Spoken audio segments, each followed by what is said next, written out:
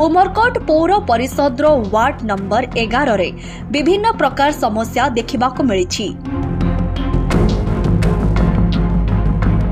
मुख्यतः पानीय जल संकट रे भालुगुड़ा साही बासिंदा आज उमरकोट पीएचडी कार्यालय सम्मुख में हांडी धरी महिला माने गर्जी थिले। सेही बासिंदा कहिबा अनुसार साही मध्य गोटे ही स्टैंड पोस्ट दिया जाइछि पानीय जल निमंते। सेही स्टैंड पोस्ट रे प्रत्येक दिन जल संकट रहुछि और 2-3 दिन मध्य पानी आसुनाही। सेथिपाई पानीय जल निमंते साही बासिंदा प्राय 200 मीटर दूर रे एक शिव मंदिर भितर पानी आणुछंती। ताहार मध्य समय सीमा निर्धारित रहिछि।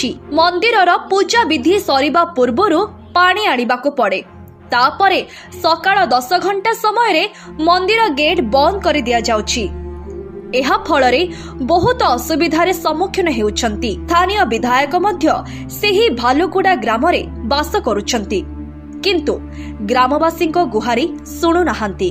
भोट नेबा बेले हाथ गोड़ धरी भोट नेउछंती, किंतु भोट सरिबा परे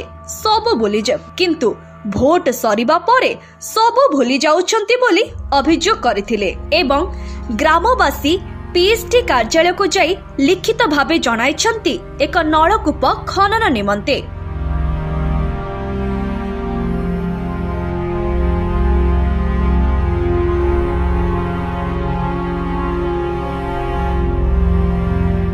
उमरकोटरू ब्लॉक प्रतिनिधि कुना साहू को रिपोर्ट, न्यूज फॉर ओडिशा।